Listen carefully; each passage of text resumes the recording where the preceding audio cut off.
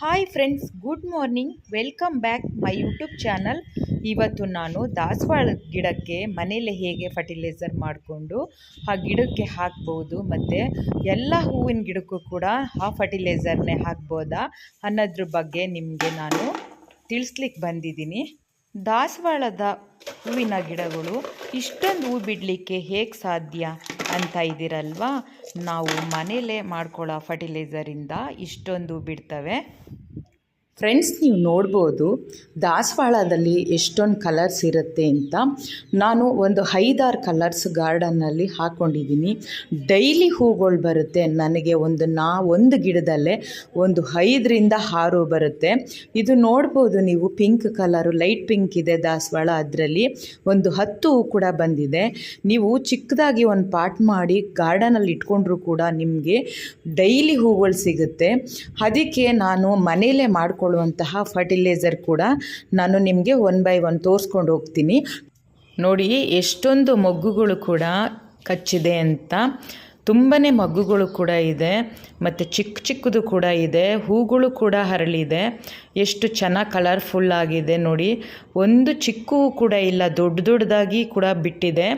ಮತ್ತು ಎಲೆಗಳು ಕೂಡ ನೀವು ನೋಡ್ಬೋದು. ಇಷ್ಟು ಚೆನ್ನಾಗಿ ಬರುತ್ತೆ ಗೈಸ್. ನಾವು ಮನೆಯಲ್ಲೇ ಆರ್ಗಾನಿಕ್ ಫರ್ಟಿಲೈಸರ್ ಮಾಡ್ಕೊಳ್ಳೋದ್ರಿಂದ ಫರ್ಟಿಲೈಸರ್ನ ಮಾಡಿ ಹಾಕೋಕ್ಕಿಂತ ಮುಂಚೆನೇ ನೋಡಿ, ನನಗೆ ಟೊಮೊಟೊ ಆಗಲಿ ಮತ್ತು ಯಾವುದೇ ಒಂದು ಅವರೆಕಾಯಿ ಆಗಲಿ, ತರಕಾರಿಗಳಾಗಲಿ ನನಗೆ ಕಮ್ಮಿ ಬರ್ತಾಯಿತ್ತು. ಇವಾಗ ನೋಡಿ ಫರ್ಟಿಲೈಸರ್ ಹಾಕಿದ್ಮೇಲೆ ಎಷ್ಟು ಗ್ರೀನರಿ ಆಗಿದೆ ಅಂತ. ಟೊಮೊಟೊನೂ ಕೂಡ ನೋಡ್ಬೋದು ನೀವು, ಹಣ್ಣು ಬಿಟ್ಟಿದೆ ಮತ್ತು ಕಾಯಿಗಳು ತುಂಬಾ ಕಚ್ಚಿದೆ. ಅದು ಮೊಗ್ಗುಗಳು ಕೂಡ ನೋಡಿ ಎಷ್ಟು ಚೆನ್ನಾಗಿ ಬಂದಿದೆ ಅಂತ. ನಾವು ಕೂಡ ಗಾರ್ಡನಲ್ಲಿ ಈ ಥರ ಬೆಳ್ಕೋಬೋದು. ಯಾಕಂತಂದರೆ ಈಗ ನಾವು ಯಾವುದೇ ಒಂದು ಔಷಧಿನ ಆನ್ಲೈನಲ್ಲಿ ತೊಗೊಂಡ್ರೂ ಕೂಡ ನಾವು ದುಡ್ಡು ಕೊಂಡ್ಕೋಬೇಕು. ನಾನು ಮನೆಯಲ್ಲೇ ಕೂಡ ಮಾಡಿರೋದ್ರಿಂದ ಎಷ್ಟು ಚೆನ್ನಾಗಿ ಬಂದಿದೆ ನೀವು ನೋಡ್ಬೋದು.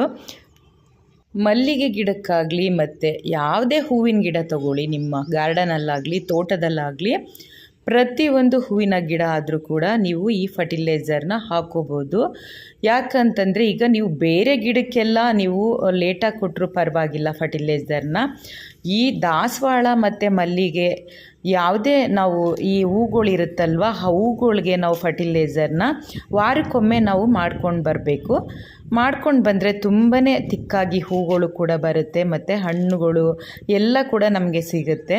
ಈ ದಾಸವಾಳ ಮತ್ತು ಮಲ್ಲಿಗೆ ಹೂಗಂತೂ ನಾವು ಆವಾಗವಾಗ ಫರ್ಟಿಲೈಸರ್ ಕೊಟ್ಟರೆ ತುಂಬಾ ಹೂಗಳು ಚೆನ್ನಾಗಿ ಬರ್ತವೆ. ಗೈಸ್, ನೀವು ನೋಡ್ಬೋದು ಕಾಕಡ ಹೂವಿನ ಗಿಡನ, ಅದು ಕೂಡ ಹೂಗಳೆಲ್ಲ ಎಷ್ಟು ಚೆನ್ನಾಗಿ ಅರಳಿದೆ ಅಂತ. ಮತ್ತು ಗಿಡ ಕೂಡ ಯಾವಾಗಲೂ ಒಣಗೋದೇ ಇಲ್ಲ. ಯಾಕಂದರೆ ನಾನು ಅಷ್ಟು ತುಂಬಾ ಕೇರ್ಫುಲ್ಲಾಗಿ ನೋಡ್ಕೋತಾ ಇರ್ತೀನಿ. ನೀವು ಕೂಡ ಈ ಥರ ನೋಡಿಕೊಂಡ್ರೆ ಯಾವಾಗಲೂ ಕೂಡ ಹೂಗಳು ಬರುತ್ತೆ. ನೋಡಿ ಎಷ್ಟು ಚೆನ್ನಾಗಿ ಹೂಗಳೆಲ್ಲ ಹರಳಿದೆ ಅಂತ. ಕಾಕಡ ಗಿಡದಲ್ಲೂ ನೋಡ್ಬೋದು ನೀವು. ಹಾಗೆ ಎಲ್ಲ ಗಿಡನೂ ನೋಡ್ಕೊಂಡು ಹೋಗ್ಬೋದು. ಮತ್ತು ಸದಾಬಹಾರ್ ಇಲ್ಲ ಬಟ್ಲುವ ಗಿಡ ಅಂತ ನಮ್ಮ ಕಡೆ ಎಲ್ಲ ಕರಿತೀವಲ್ವ, ಅದು ಕೂಡ ನೋಡಿ ಗಿಡದ ತುಂಬ ಒಂದು ಎಲೆನೂ ಕಾಣಿಸ್ತಾ ಇಲ್ಲ, ಅಷ್ಟು ಹೂಗಳು ಕೂಡ ಹರಳಿದೆ. ನೋಡ್ಬೋದು ನೀವು ಎಷ್ಟು ಚೆನ್ನಾಗಿ ಛತ್ರಿ ಥರ ಹರಳಿ ನಿಂತಿದೆ ಹೂಗಳೆಲ್ಲ ಅಂತ.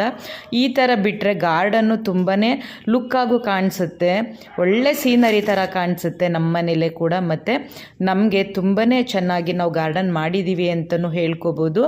ಮತ್ತು ನಮಗೆ ಮನೆಗೆ ಎಷ್ಟು ಬೇಕೋ ಅಷ್ಟು ಹೂ ಸಿಗುತ್ತೆ. ಮತ್ತು ನಮಗೆ ನೋಡಿ ಸೀನರಿ ನೋಡ್ದಂಗೂ ಆಗುತ್ತೆ. ಈ ಥರ ಕೂಡ ನೀವು ಮಾಡ್ಕೋಬೋದು. ಇದೊಂದು ಫರ್ಟಿಲೈಸರಿಂದ ನೋಡಿ ಗಿಡದಲ್ಲಿ ತುಂಬ ಹೂಗಳು ಎಷ್ಟು ಚೆನ್ನಾಗಿ ಬರುತ್ತೆ ಅಂತ.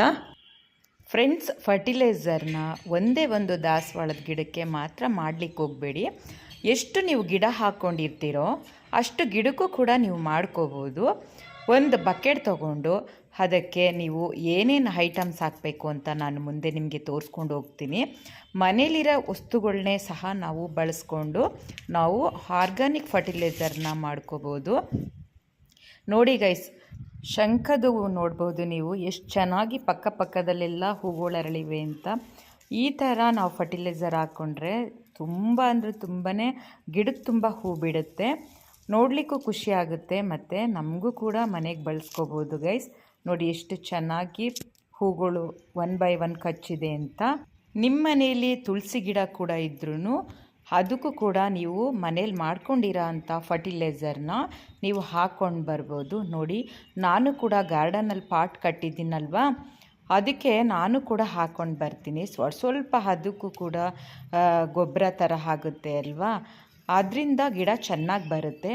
ಅದಕ್ಕೋಸ್ಕರ ನಾವು ಎಲ್ಲ ಗಿಡಕ್ಕೂ ಹಾಕ್ತೀವಲ್ವ, ಅದರಲ್ಲಿ ಏನಿದೆ ಅಂತಂದ್ಬಿಟ್ಟು ನಾನು ತುಳಸಿ ಗಿಡಕ್ಕೂ ಕೂಡ ನಾನು ಹಾಕ್ಕೊಂಡು ಬರ್ತೀನಿ.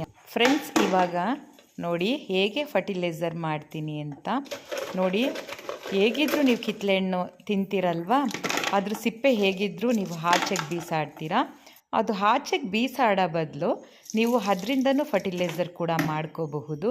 ನೋಡಿ, ನಾನು ಒಣಗಿರೋ ಸಿಪ್ಪೆನೂ ಕೂಡ ಹಾಕ್ತಾಯಿದ್ದೀನಿ, ಮತ್ತು ಹಸಿ ಕಿತ್ತಳೆ ಹಣ್ಣು ಸಿಪ್ಪೆನೂ ಕೂಡ ಒಂದು ಬಕೆಟ್ಗೆ ಹಾಕ್ತಾಯಿದ್ದೀನಿ. ಮತ್ತು ದೇವರಿಗೆ ನಾವು ಹೇಗಿದ್ರೂ ಹೂವು ಮುಡಿಸಿರ್ತೀವಿ ತಾನೇ ಡೈಲಿ, ಅದು ಒಣಗಿರುತ್ತೆ ಅಲ್ವಾ ಸ್ವಲ್ಪ, ಅದನ್ನು ಕೂಡ ತೊಗೊಂಡು ಬಕೆಟ್ಗೆ ಹಾಕ್ಕೊಳ್ಳೋಣ. ಮತ್ತು ಸ್ವಲ್ಪ ನೀರು ಕೂಡ ಅದಕ್ಕೆ ಬೆರೆಸ್ಕೊಳ್ಳೋಣ. ನೀವು ಮಜ್ಜಿಗೆ ಇದ್ದರೆ ಮಜ್ಜಿಗೆ ಸ್ವಲ್ಪ ಬೆರೆಸ್ಕೊಳ್ಳಿ, ಅದಕ್ಕೆ ಸ್ವಲ್ಪ ಬೆಲ್ಲ ಬೇಕಾದರೂ ನೀವು ಬೆರೆಸ್ಕೊಳ್ಳಿ. ಒಂದು ಸ್ವಲ್ಪ ಕಡಲೆ ಹಿಟ್ಟು ಕೂಡ ಇದ್ದರೆ ಒಂದು 100 ಗ್ರಾಮ್ ಅಷ್ಟು ಕೂಡ ನೀವು ಬೆರೆಸ್ಕೋಬೋದು. ನೀವು ಅದನ್ನೆಲ್ಲ ಹಾಕಿಬಿಟ್ಟು, ಈಗ ಮನೇಲಿ ಅಕ್ಕಿ ತೊಳೆದಿರೋ ನೀರೆಲ್ಲ ಇರುತ್ತೆ ಅಲ್ವಾ, ಆ ನೀರು ಕೂಡ ಅದರೊಳಗಡೆ ಹಾಕಿ ಚೆನ್ನಾಗಿ ಒಂದು 3 ದಿನ ಇಟ್ಬಿಡಿ ಮುಚ್ಚಿ. ಆಮೇಲೆ ತೊಗೊಂಡೋಗಿ ನೀವು ಡ್ರಮ್ಗೆ ಹಾಕಿ ಅಲ್ಲಿ ಚೆನ್ನಾಗಿ ಒಂದು ಕೋಲ್ ತಗೊಂಡು ಕಲಿಸ್ಬಿಡಿ. ಕಲಸಾದ್ಮೇಲೆ ನಿಮಗೆ 1 ವಾರ ಆದಮೇಲೆ ಅದು ಫರ್ಟಿಲೈಸರ್ ಆಗುತ್ತೆ.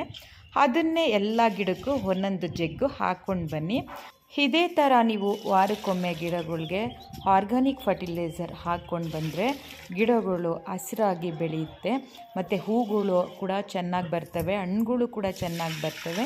ನೀವೇನೇ ತರಕಾರಿ ಬೆಳೆದ್ರೂ ಕೂಡ ಈ ಥರ ಮಾಡಿಕೊಂಡು ಹಾಕ್ಕೊಂಡ್ರೆ ನೀವು ತುಂಬಾ ನಮಗೆ ಮನೆಗಾಗೋಷ್ಟು ಮತ್ತು ಮಾರುವಷ್ಟು ಕೂಡ ಬೆಳ್ಕೋಬೋದು. ಫ್ರೆಂಡ್ಸ್, ನೀವು ಕೂಡ ಇದೇ ಥರ ನೋಡ್ಕೊಂಡು ಮಾಡ್ಕೊಳ್ಳಿ. ನಿಮ್ಮ ಗಿಡಗಳು ಚೆನ್ನಾಗಿ ಹಸ್ರಾಗಿ ಬರಬೇಕು, ಮತ್ತು ಗಿಡದ ತುಂಬ ಹೂಗಳು ಕೊಡಬೇಕು, ಕಾಯಿ ಮತ್ತು ಹಣ್ಣುಗಳು ಕೊಡಬೇಕು ಅಂತ ಹೇಳಿದ್ರೆ ನೀವು ಈ ಥರ ಟೆಕ್ನಿಕ್ನ ಮನೆಯಲ್ಲೇ ಯೂಸ್ ಮಾಡ್ಕೋಬೋದು. ನಾನು ಕೂಡ ಈ ಥರನೇ ಯೂಸ್ ಮಾಡ್ಕೊಂಡಿದ್ದೀನಿ.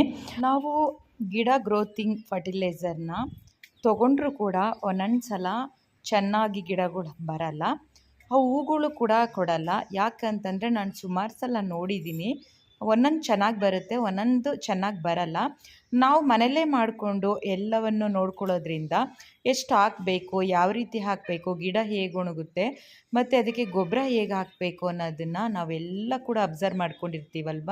ಎಷ್ಟು ಸಿಂಪಲ್ಲಾಗಿ ನಾವು ಮನೆಯಲ್ಲೇ ಮಾಡ್ಕೋಬೋದು ಆರ್ಗಾನಿಕ್ ಫರ್ಟಿಲೈಸರ್ ಅಂತ ಹೇಳಿ. ಗಾರ್ಡನ್ ಗಿಡಗಳಿಗೆಲ್ಲ ನಿಮಗೆ ಆರ್ಗಾನಿಕ್ ಫರ್ಟಿಲೈಸರ್ ಬಗ್ಗೆ ಇನ್ಫಾರ್ಮೇಷನ್ ಕೊಟ್ಟಿದ್ದೀನಿ.